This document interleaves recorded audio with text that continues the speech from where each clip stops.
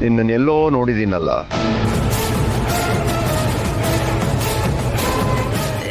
ನಾನು ನಿಮ್ದೆಲ್ಲೋ ನೋಡಿದ್ದೀರಲ್ಲ. ಯಾರೋ ನೀನು? ಇಷ್ಟೊತ್ತಲ್ಲಿ ಇಲ್ಲೇನು ಮಾಡ್ತಾ ಇದೀಯಾ?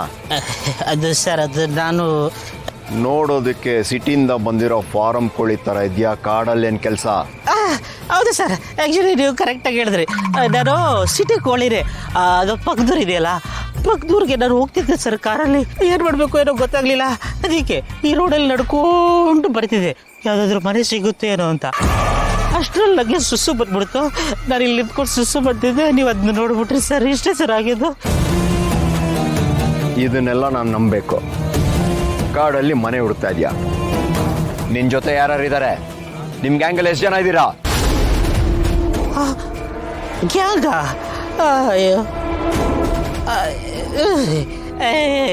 ಸರ್ ಇಲ್ಲ ಸರ್, ಒಬ್ಬನೇ ಇರೋದು. ಯಾರು ಇದ್ದೀರಾ? ಯಾರಿಲ್ಲ ಸರ್, ಯಾರಿಲ್ಲ. ಅಣ್ಣ ನಂಬೇಡಿ ಅಣ್ಣ, ಇವನ್ನ ಗಂಧದ ಮರ ಕಳ್ತನ ಮಾಡಕ್ ಬಂದಿರೋ ಕಳ್ಳನ ತರ ಕಾಣ್ತಾ ಇದ್ದೇನೆ. ಇವನ್ ಮುಖದಲ್ಲಿ ನೋಡಿ ಕಳ್ಳನ ಕಳೆ ಹೆಂಗೆ ಎದ್ದೊಡಿತಾ ಇದೆ.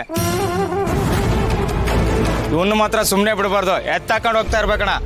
ನಾನೇನು ಪುಷ್ಪ ಫ್ಲವರ್ ಅನ್ಕೊಂಡ್ಯಾ? No, I am not a flower, I am fire. ಇವನು ಯಾಕೋ ಬಾಟ್ ಬಂದು ಮಾತಾಡ್ತಾ ಇದ್ದಾನೆ. ತಗೊಂಡು ಬನ್ನಿ, ಬಿಡಿಸೋಣ. ಹಿಡ್ಕೊಳ್ರ. ಅಲ್ಲ ಸರ್, ಅಲ್ಲ ಯಾಕೆ? ಅಯ್ಯೋ ಸರ್,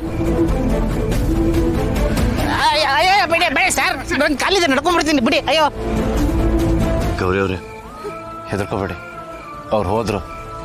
ಚಿಕ್ಕ ಯಜಮಾನ್ರು ಅವ್ರು ಏನಾದ್ರು ಬಾಯಿ ಬಿಟ್ಬಿಟ್ರೆ ನಮ್ಮನ್ನ ಕಂಡಿಡ್ದು ಬಿಡ್ತಾರೆ. ಆಮೇಲೆ ನಾವು ಸಿಕ್ಕಾಕೋತೀವಿ. ಯಾಕೆ ಆ ಥರ ಎಲ್ಲ ಯೋಚನೆ ಮಾಡ್ತೀರಾ? ಹಾಗೆಲ್ಲ ಏನೂ ಆಗಲ್ಲ. ಒಂದು ಕೆಲಸ ಮಾಡಿ, ಮೊದಲು ನಿಮ್ಮ ಊರಿಗೆ ಹೋಗೋ ದಾರಿ ತೋರಿಸಿ.